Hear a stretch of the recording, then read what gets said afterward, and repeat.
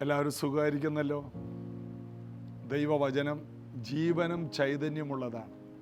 അത് നമ്മുടെ ജീവിതത്തെ മാറ്റിമറിക്കും. ദൈവവചനമാണ് സകലത്തെ ഉളവാക്കിയത്. ആദിയിലുണ്ടായിരുന്ന വചനം, ദൈവത്തോട് കൂടെയായിരുന്ന വചനം, ആ വചനം ദൈവം മനുഷ്യർക്ക് കൊടുത്തു. ആ വചനം എവിടെയെല്ലാം ചെന്നോ ആ വചനം കാര്യങ്ങളെല്ലാം ചെയ്തു എന്ന് യെശയ്യാവ് 55 നമ്മൾ വായിക്കുന്നു. ദൈവം അയക്കുന്ന വചനം കാര്യം സാധിക്കാതെ മടങ്ങിപ്പോകില്ല. ആ വചനം ജഡമായി തീർന്നു, കൃപയും സത്യവും നിറഞ്ഞവനായി നമ്മുടെ ഇടയിൽ പാർത്തു. കാര്യങ്ങൾ സാധിപ്പിച്ച് പിതാവിൻ്റെ വലത്ത് ഭാഗത്തേക്ക് മടങ്ങിപ്പോയി. എന്താ കാര്യം സാധിപ്പിച്ചത്?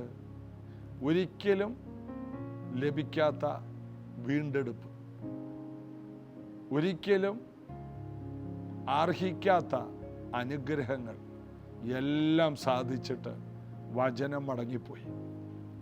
ആകയാൽ ദൈവവചനം കേൾക്കുന്തോറും നമ്മുടെ ജീവിതം അനുഗ്രഹത്തിലേക്കും സമൃദ്ധിയിലേക്കും ഉയർച്ചയിലേക്കും പ്രതീക്ഷകളിലേക്കും കടന്നു വരും.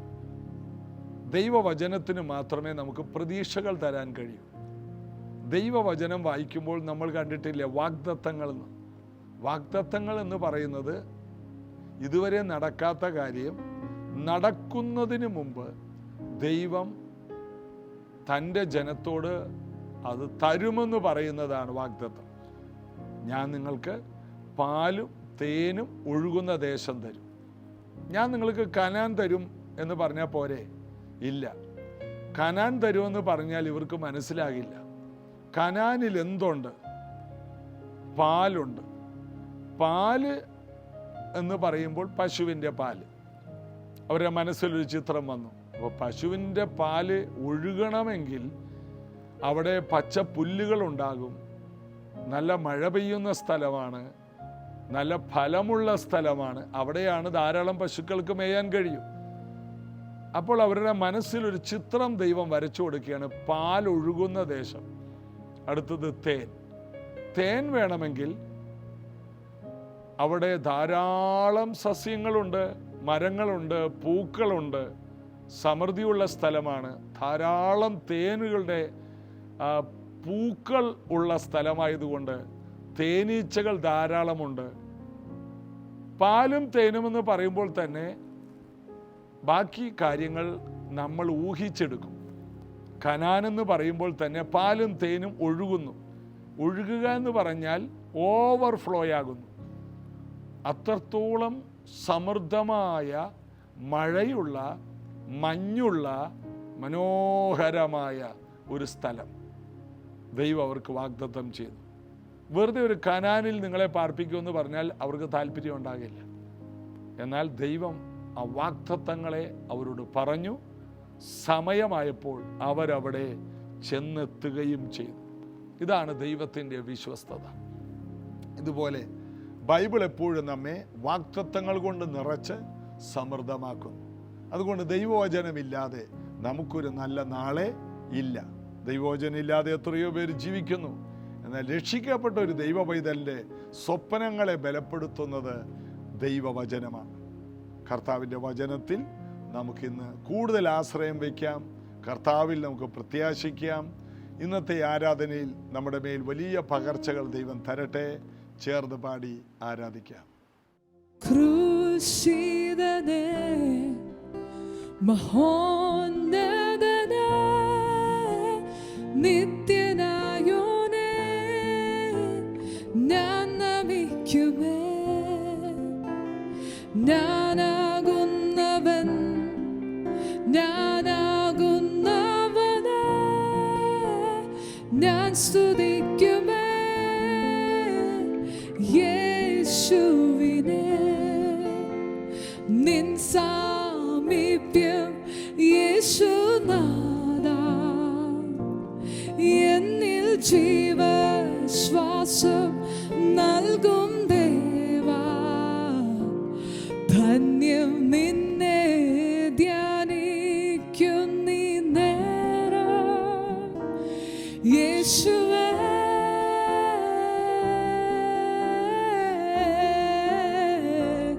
നായക നായക യേശുവേ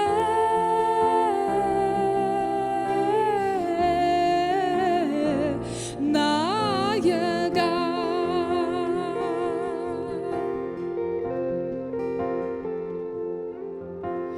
ക്രൂശിതനേ മഹോന്നതനേ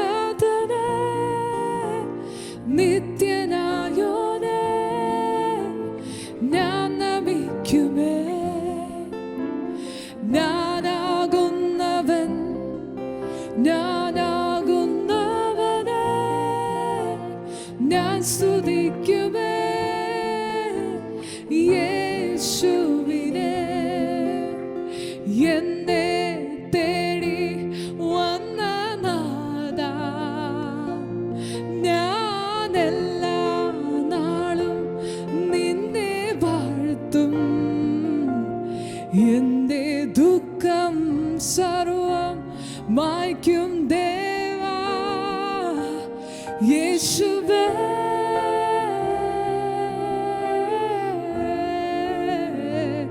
നായക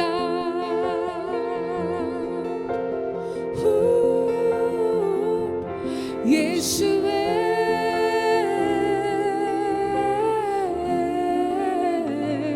നായക ക്രൂശിതനേ ക്രൂശിതനേ മഹോന്നതനേ നിത്യനായോനേ ഞാൻ നമിക്കുമേ ഞാനാകുന്നവൻ ഞാനാകുന്നവനെ ഞാൻ സ്തുതിക്കുമേ യേശുവിനെ നിൻ വാഗ്ദത്തം യേശുനാഥാ എന്നിൽ ജീവശ്വാസം നൽകും ദേവാ ധന്യം നിന്നെ ധ്യാനിക്കും നീ നേരം യേശുവേ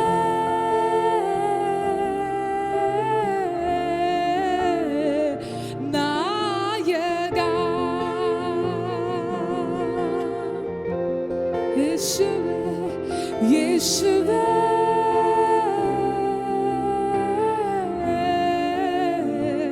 നായക നായക യേശുവേ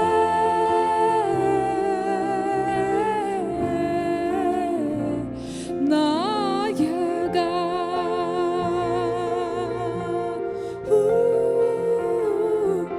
യേശുവേ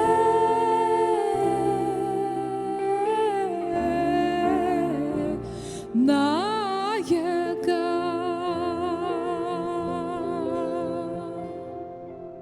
എഫേസ്യ ലേഖനം 1-ാം അധ്യായത്തിൽ നിന്ന് നമ്മൾ ഇന്നലെ ആരംഭിച്ച ആ ഭാഗം 1-ാം അധ്യായത്തിൻ്റെ 1-ാം വാക്യം നമ്മൾ ഇന്നലെ ധ്യാനിച്ചു. ദൈവഹിതത്താൽ ക്രിസ്തുയേശുവിൻ്റെ അപ്പോസ്തലനായ പൗലോസ്, അതായിരുന്നു നമ്മൾ ഇന്നലെ ധ്യാനിച്ചത്. എന്താണ്? ദൈവത്തിൻ്റെ ഇഷ്ടമാണ് പൗലോസ് ഒരു അപ്പോസ്തലനാകണമെന്ന്. അപ്പോൾ നമ്മൾ പറയോ പൗലോസ് പിന്നെ ആരാ? പൗലോസ് ആരാ? പാപികളിൽ ഒന്നാമൻ, നിഷ്ഠൂരൻ, ഉപദ്രവി, ദൂഷകൻ. പൗലോസിന് ദൈവത്തിൻ്റെ ദൃഷ്ടിയിൽ യാതൊരു പ്രത്യേകതയില്ല. നമ്മൾ പറയും അതൊക്കെ പൗലോസ് അല്ലേ? പൗലോസ് ദൈവത്തിൻ്റെ ദൃഷ്ടിയിൽ യേശുവിനെ കൂടാതെയുള്ള പൗലോസ് പാപികളിൽ ഒന്നാമനാണ്. യേശു ക്രിസ്തു ഇല്ലാത്ത എല്ലാവരെയും ദൈവം പാപികളായിട്ട് മാത്രമേ കാണുന്നുള്ളൂ.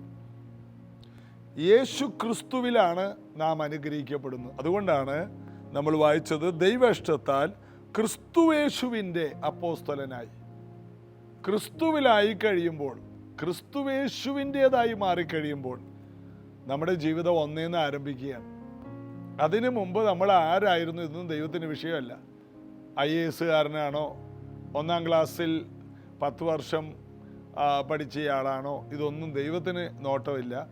ഒരുവൻ ക്രിസ്തുവിലും വന്നാൽ അവൻ പുതിയ സൃഷ്ടിയാണ്. 2 കൊരിന്ത്യർ ലേഖനം 5:17. പഴയത് കഴിഞ്ഞുപോയി, സകലതും പുതുതായിരിക്കുന്നു.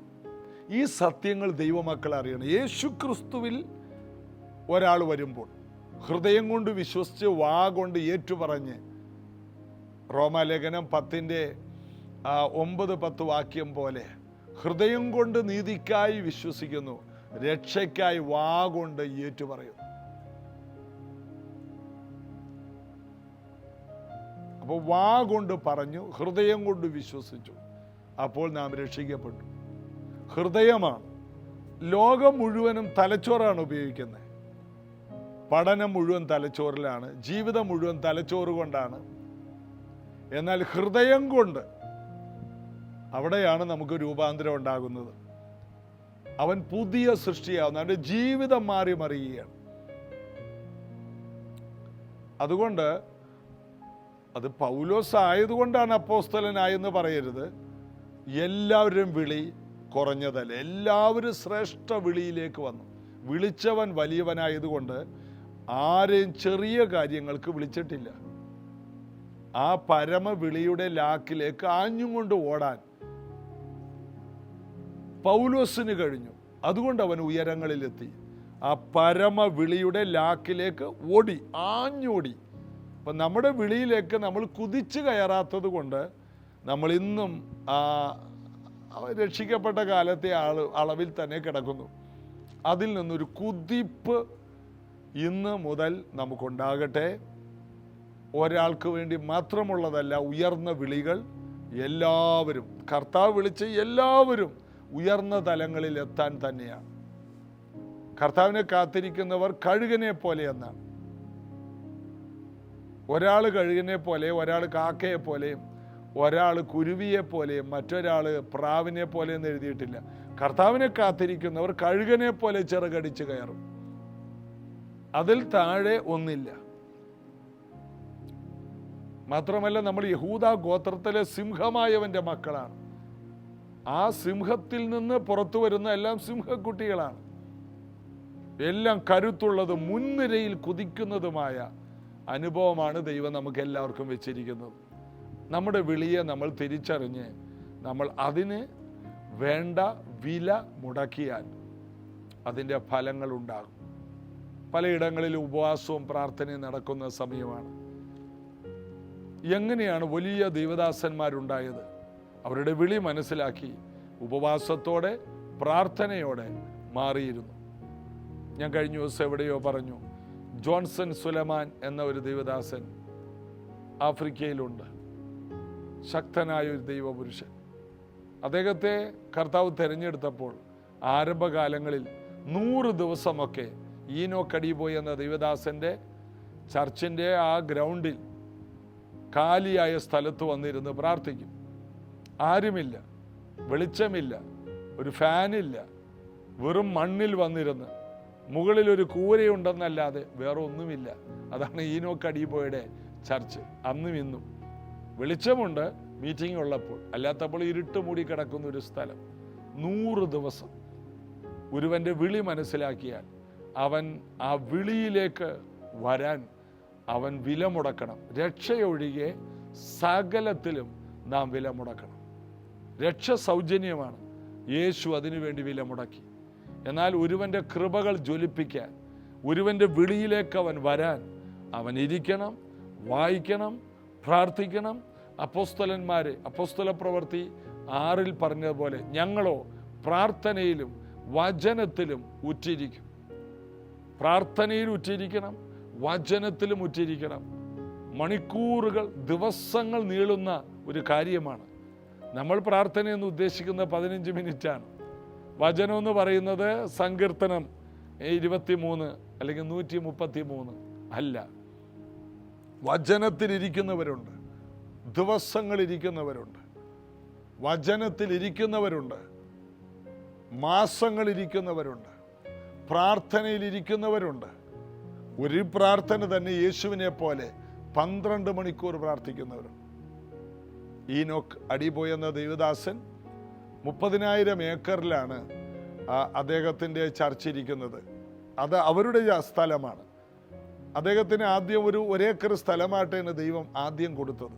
എന്നാൽ അദ്ദേഹം ആ ഒരേക്കർ സ്ഥലത്ത് നിന്നുകൊണ്ട് അടുത്ത ലാൻഡ് വാങ്ങാൻ 10 മിനിറ്റ് ഒന്ന് പ്രാർത്ഥിച്ചേക്കാമെന്ന് വിചാരിച്ച് കണ്ണടച്ചതാണ്. 36 മണിക്കൂറുകൾ അദ്ദേഹം പ്രാർത്ഥനയിലായിരുന്നു. ബാത്റൂമിൽ പോയിട്ടില്ല, ഒരു തുള്ളി വെള്ളം കുടിച്ചിട്ടില്ല. 10 മിനിറ്റ് ആയി എന്ന് വിചാരിച്ച് അദ്ദേഹം കണ്ണു തുറന്നു.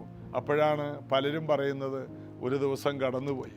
36 മണിക്കൂർ ദൈവത്തിൻ്റെ സന്നിധിയിൽ ഇരിക്കുവാൻ ദൈവം കൃപ കൊടുത്തു. അസാധാരണമായ പ്രാർത്ഥനകൾ അസാധാരണമായ അത്ഭുതങ്ങളെ കൊണ്ടുവരും. ഈ കേൾക്കുന്ന വചനങ്ങളെയെല്ലാം പിടിക്കുവാൻ ആരെങ്കിലൊക്കെ ഉണ്ടെങ്കിൽ നിങ്ങളൊരു ചരിത്രം ചമയ്ക്കുന്നവരായി മാറുമെന്നുള്ളതിൽ 2 പക്ഷമില്ല. അതുകൊണ്ട് ഇത് കേൾക്കുന്ന ഓരോ വ്യക്തികളും നിങ്ങളുടെ പ്രാർത്ഥനാ ജീവിതത്തിൽ നിങ്ങൾ വില മുടക്കണം, അതിൽ ഉറ്റിരിക്കണം, പ്രാർത്ഥനയിൽ ഉറ്റിരിക്കണം, വചനത്തിൽ ഉറ്റിരിക്കണം. ഈ 2 കാര്യങ്ങളിൽ നിങ്ങൾ ഒരു വിട്ടുവീഴ്ചയ്ക്കും പോകരുത്. അങ്ങനെ ഇരുന്നാൽ നമ്മുടെ വിളിയിലേക്ക് ദൈവം നമ്മെ കൊണ്ടുവരും. അടുത്ത വാക്യം, ദൈവേഷ്ടത്താൽ ക്രിസ്തുവേശുവിൻ്റെ അപ്പോസ്തലനായ പൗലോസ് എഫെസോസിലുള്ള വിശുദ്ധന്മാരും ക്രിസ്തുവേശുവിൽ വിശ്വാസികളുമായവർക്ക് എഴുതുന്നത്. അപ്പോസ്തലനായ പൗലോസ് ആർക്കെങ്കിലും ഒരു കത്ത് എഴുതുന്നുണ്ടെങ്കിൽ അവരും എന്തെങ്കിലും ആയിത്തീരാൻ വേണ്ടിയാണ് അദ്ദേഹം അത് എഴുതുന്നത്.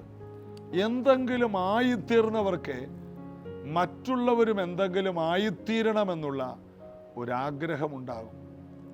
ഒന്നുമാകാത്ത ഒരു വ്യക്തി പറയും ഒന്നുമാകാൻ കഴിയില്ല. അവരോട് സമയം ചെലവഴിച്ചാൽ നമ്മുടെ സമയവും പോക്കാണ്.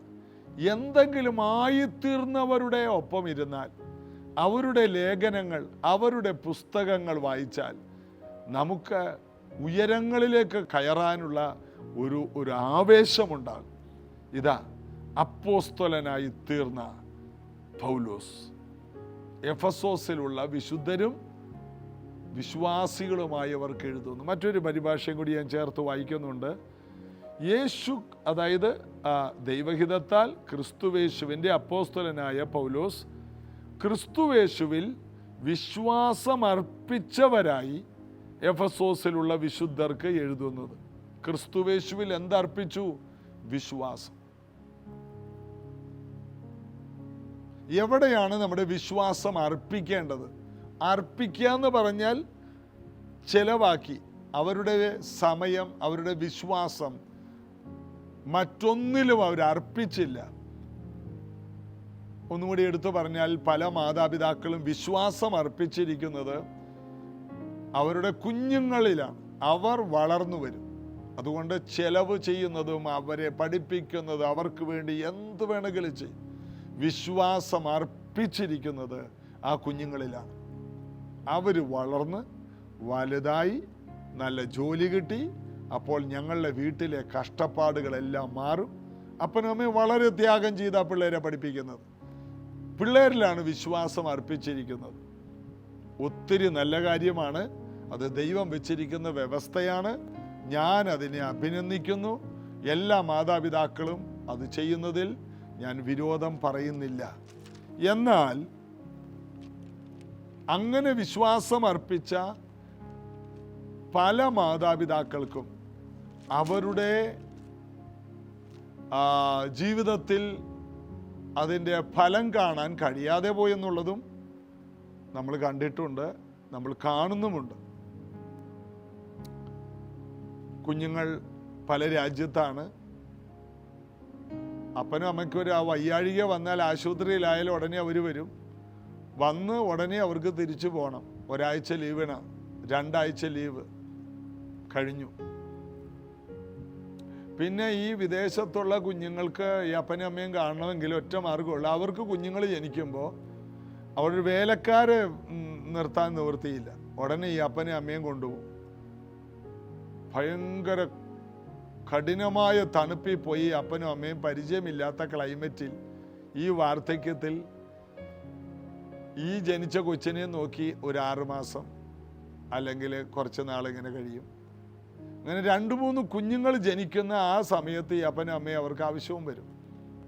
അത് കഴിയുമ്പോൾ വീണ്ടും നാട്ടിൽ വന്നിട്ട് അവസാന നാളുകൾ ഒറ്റപ്പെട്ട് കഴിയുന്ന ഒത്തിരി പേരുണ്ടെന്നുള്ളതും യാഥാർത്ഥ്യമാണ്.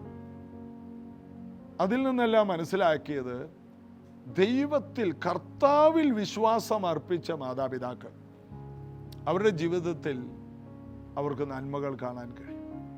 ഞാൻ വി എ തമ്പിച്ചാനിയും മറിയമ്മാൻ്റെയും വർഷങ്ങളായിട്ട് ഞാൻ അവരുടെ കൂടെ സമയം ചെലവഴിപ്പാൻ എനിക്ക് ഭാഗ്യം കിട്ടിയതുകൊണ്ട് അവരുടെ ജീവിതത്തിൽ നിന്ന് ഒരു പാഠം പഠിച്ചു. അവർ വിശ്വാസം അർപ്പിച്ചത് കർത്താവിലായിരുന്നു. അവർക്ക് 4 കുഞ്ഞുങ്ങൾ ജനിച്ചു. അവർ കുഞ്ഞുങ്ങളിലല്ല വിശ്വാസം അർപ്പിച്ചത്, കർത്താവിലായിരുന്നു.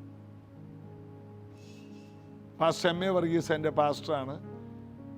അദ്ദേഹത്തിന് 2 കുഞ്ഞുങ്ങളുണ്ട്. അദ്ദേഹം വിശ്വാസം അർപ്പിച്ചത് 2 കുഞ്ഞുങ്ങളിലല്ല, മക്കളിലല്ല, കർത്താവിലാണ്. എം എ വർഗീസ് പാസ്റ്ററും ചിന്നമ്മാൻ്റെയും. പി ജി വർഗീസ് അങ്കിൾ 4-5 മക്കളുണ്ട്. വിശ്വാസം അർപ്പിച്ചത് പിള്ളേരിലല്ല, കർത്താവിലായിരുന്നു. പി ജി വർഗീസ് അങ്കിളിന് 83 വയസ്സായി.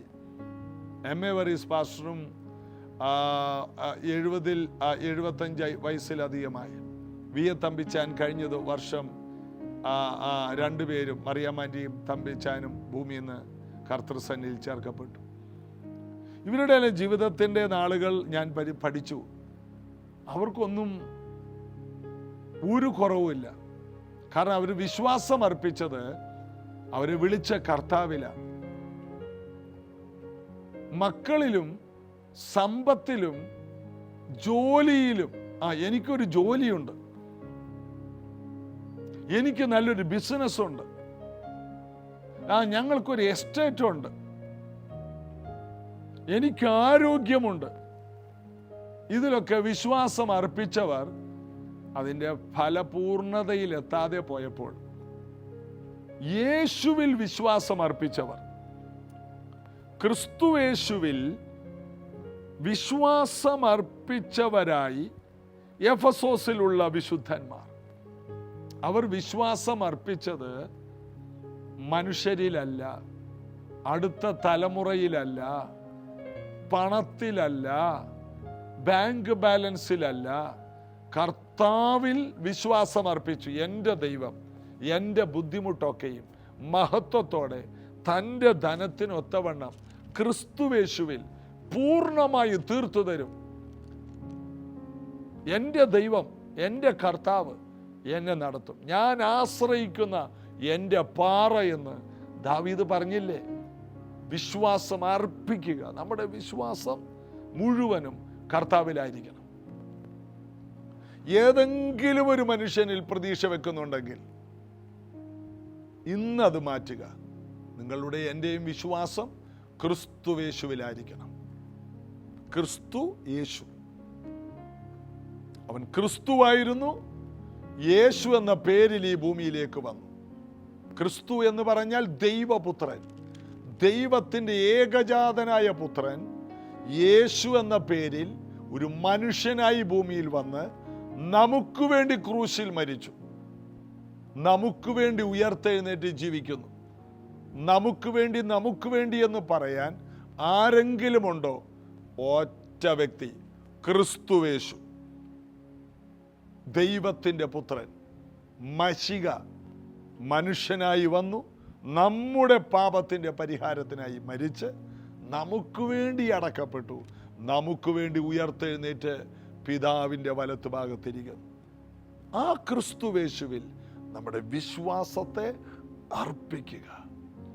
മുഴുവനും അർപ്പിക്കാം. മക്കളിലല്ല, ധനത്തിലല്ല, പക്ഷി പോലെ പറന്നു പോകുന്ന ആരോഗ്യത്തിലല്ല.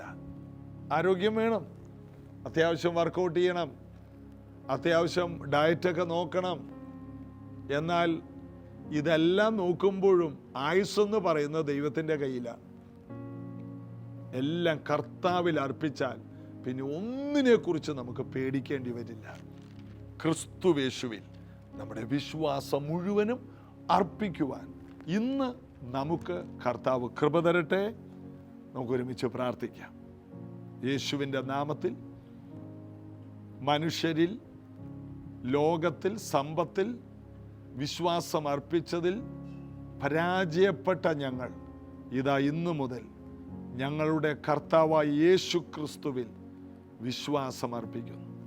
കർത്താവെ, അങ്ങ് ഞങ്ങൾക്ക് വേണ്ടി ഈ ഭൂമിയിലേക്ക് വന്നു, ഞങ്ങൾക്ക് വേണ്ടി ജീവിച്ചു, ഞങ്ങൾക്ക് വേണ്ടി മരിച്ചടക്കപ്പെട്ടു, ഞങ്ങൾക്ക് വേണ്ടി ഉയർത്തെഴുന്നേറ്റ് പിതാവിൻ്റെ മഹിമയിൽ വലത്തുഭാഗത്തിരിക്കുന്നു. ഞങ്ങളെ ചേർക്കാൻ ഇനിയും വരും. അങ്ങയുടെ ചിന്തയിൽ, അങ്ങയുടെ സ്വപ്നം മുഴുവനും ഞങ്ങളാകയാൽ അങ്ങയിൽ വിശ്വാസം അർപ്പിക്കുവാൻ ഇത് കേൾക്കുന്ന എല്ലാവർക്കും കൃപയുണ്ടാകട്ടെ. ഈ ഒരു വെളിപ്പാടിൽ നിറഞ്ഞു ജീവിക്കുവാൻ എല്ലാവരെയും അങ്ങ് ശക്തീകരിക്കണം, കൃപ കൊണ്ട് മൂടണം. ഇന്നു മുതൽ ഒരു ശരിയായ വിശ്വാസത്തിലേക്ക് എല്ലാവരുടെയും ജീവിതത്തെ മാറ്റിമറിക്കണം. സൗഖ്യങ്ങൾ നടക്കട്ടെ. എല്ലാ തരത്തിലുള്ള വിടുതലുകൾ ഈ കുടുംബങ്ങളിൽ ഉണ്ടാകട്ടെ. യേശു ക്രിസ്തുവിലൂടെയുള്ള ദൈവശക്തി വ്യാപരിക്കട്ടെ. സമാധാനത്തിൻ്റെ ദൈവം പൂർണ്ണമായി ഇവരെ മാനിക്കട്ടെ. യേശുവിൻ നാമത്തിൽ പിതാവേ, ആമേൻ. കർത്താവിൽ നമുക്ക് അടിയുറച്ച് വിശ്വസിക്കാം. ഒരിക്കലും നമ്മൾ അവങ്കിലേക്ക് നോക്കിയവർ പ്രകാശിതരായി, അവരുടെ മുഖം ലജ്ജിച്ചു പോയില്ലെന്ന് വായിക്കും. നമ്മൾ ഒരിക്കലും ലജ്ജിച്ചു പോകില്ല. നാളെ ഇതേ സമയത്ത് കാണാം. അപ്പോൾ തന്നെ ഇന്ന് രാവിലെയും ജീസസ് ക്യാമ്പ് എന്ന കുട്ടികളുടെ പ്രോഗ്രാം രാവിലെ 10:30 ഇന്നലെ ആരംഭിച്ചതാണ്. വളരെ അനുഗ്രഹിക്കപ്പെട്ട യൗവനക്കാരുടെ മീറ്റിംഗ്. VBS പോലെ തന്നെ കുറച്ചുകൂടി അഭിഷേകത്തിൽ നിറഞ്ഞ ഒരു കൂട്ടായ്മയാണ് ഇത്. വെറും പഠിപ്പിക്കൽ മാത്രമല്ല, നിങ്ങളുടെ കുഞ്ഞുങ്ങൾക്ക് അത് വലിയൊരു അസറ്റായിരിക്കും. അവരുടെ ജീവിതത്തെ, ഗതി വിഗതികളെ മാറ്റിമറിക്കുന്ന ഒരു മീറ്റിംഗാണ്.